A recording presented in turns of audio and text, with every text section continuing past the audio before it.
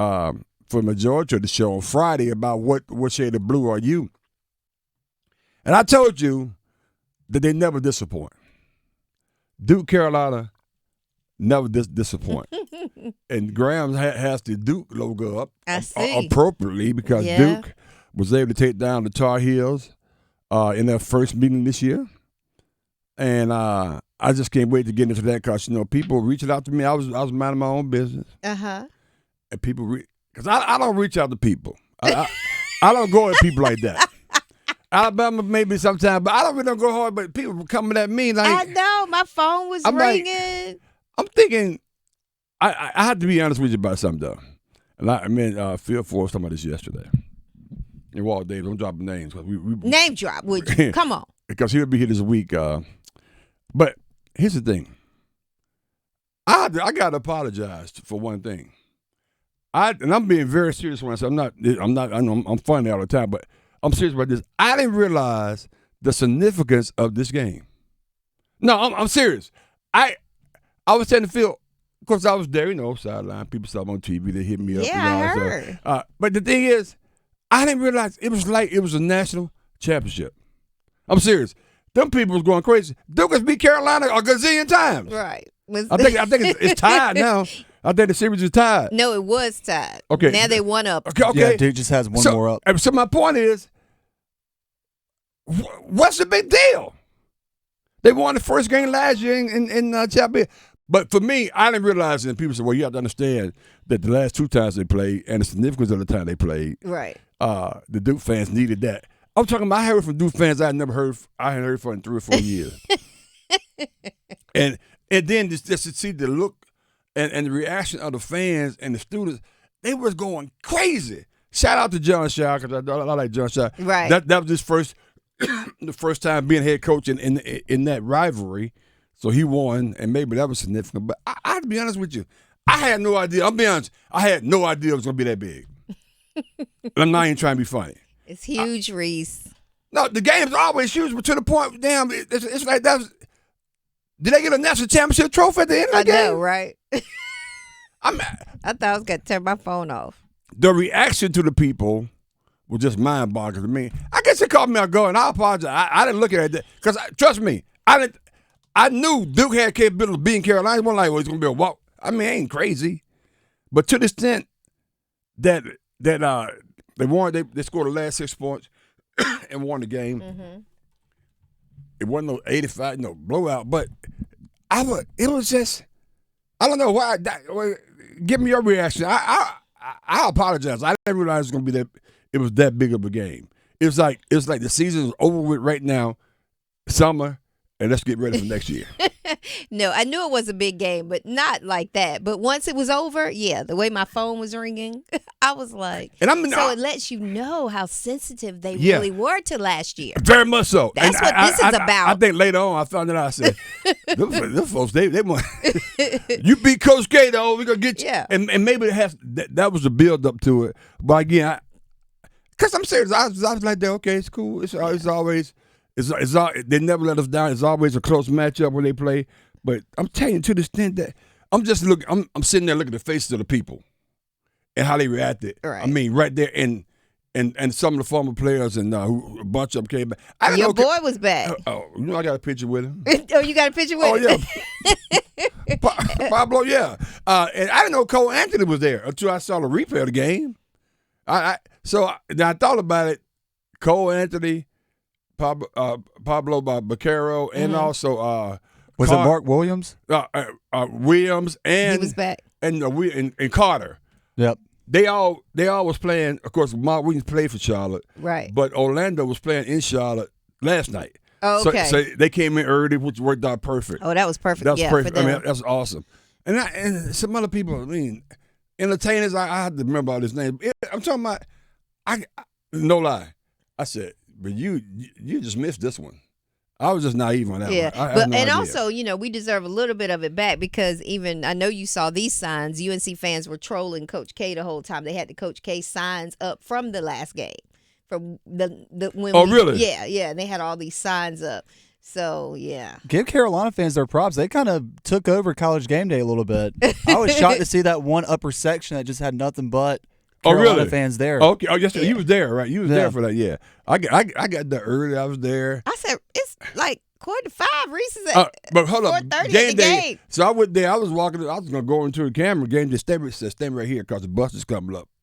He said, so we're gonna be inside the rope, so we just walk right in behind them. The game that he a veteran of the game. That's right. He know how to do this. So I stood right there. They pulled up. Carolina, he would get out the bus and winked at me, and everybody else went in. I'm following him with the camera. The Reese is a part of the media crew. Right. Like I'm doing a documentary with Carolina, right? So I'm inside the ropes, right? If you're like, Reese, what's up, man? How you doing, right? I love it. I saw you. Of course, I'm watching from a bar down in Kinston, and as soon as the game starts, I see Reese and Reese. And Joe Ovies. So I was like, this is a Sports Shop and OG collab I know. Right now going what's on. so cool about that, Reese and I, who's been on the show, he'll be on again. We always texting about his shoes because he always had his real nice shoes on. So he saw me. I was talking to Joe Ovies. He saw me. Then I was talking to somebody else. He came up and said, guess what I got on? He wanted you to notice his shoes. Yeah, he's from the 205. He's just a good guy. But again, I just didn't know the hype was there. But let's hear from Coach Jon Scheyer, his thoughts on Jeremy Roach, 20-point performance, who played well. Let's take a listen. Yeah, I'm proud of Jeremy. I talked about what we've gone through, but I've gone through the most with him, dating back to high school and recruiting him and him getting injured and then for him being the only guy that played last year. Jalen and him were the only two guys that come back from last year's team. So we have a special bond because of that. And he's had the toe injury this year. So for him to find this consistency of who he is and who we need him to be, I'm just really proud of him and his leadership, talking and being in attack mode.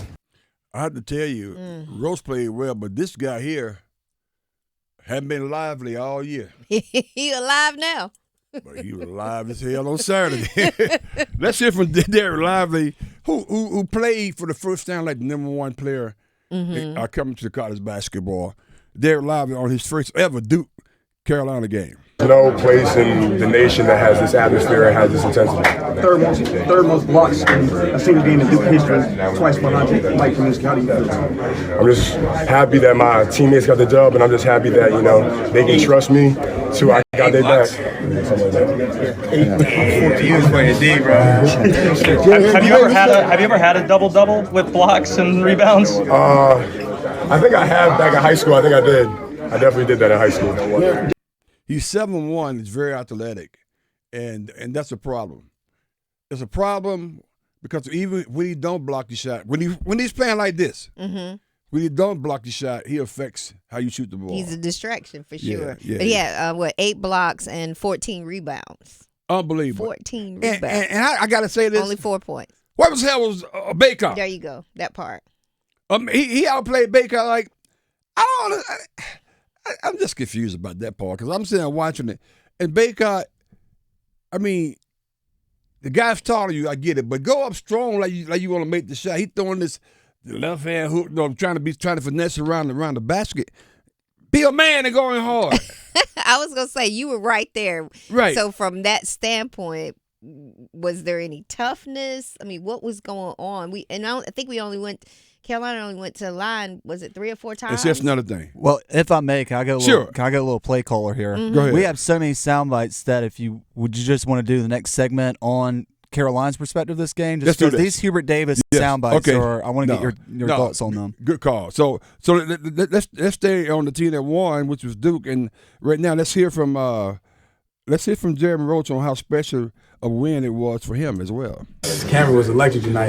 Shout out to all the fans that came out. Shout out to all the people in Cava who was camping out for 3, 4 weeks. Y'all showed mad love. What does it mean to you personally to win tonight? Personally, it means a lot. We got guys in here who came back last year. P, Mark. It just means so much to get this win, and ultimately just. I don't know. This one's just special to me, for real. Just coming out. just from that Final Four loss, and obviously the one at Cameron. And then for me personally, we haven't won in Cameron against UNC here, so it was definitely. That's right. Were you prouder of getting the basket at the end or the last rebound? Last rebound. Why is that? I mean, because you got to finish the possession on defense. I mean, you don't know what could have happened if I missed the layup. Live could have got an offensive rebound. Someone could have got, but the defensive rebound is key. Yeah, so Carolina's won 4 of the last 5 times they played the game. See, I missed all this. And that's why I said I got to apologize for the reaction. So, Graham, you was in Kinston watching a game at a bar. What was the crowd like where you were? Were they half and half with Duke, Carolina? It was mostly Carolina fans. Honestly, I don't really know if they were. So with my friend group that I was with, there were 2 Carolina fans and then 1 NC State fan. So the NC State fan and I are sitting together just because we don't really have a dog in the fight. We're just there to observe the game. Right. But the Carolina fans are just screaming, Baycott, what are you doing? Go up and get the rebound. Yeah. They were also just kind of surprised at the lack of times that you saw Carolina putting the ball down low in the paint. Right. But again, we'll get into that because Hubert Davis really. And the thing is, going back to Lively, with Proctor, who played very, very well too as well, and Jeremy Roach. I know you're gonna get tired of me saying this, but I'm sitting there right. I can touch him. Yeah. They ran the pick and roll so many times that Carolina could not defend it because Lively was the threat to throw the lob over it and dunk it. Or if they didn't do that, Proctor kept it with a short jumper. And how many times you seen Roach going to the hole with a layup? They did all that off the pick and roll. Right. He commanded that fast break. I think he had like 11 points, 5 assists. Anyway, I was glad to see. I mean, Roach come back and really be the leader. That's what they need him to do. Yeah, it was.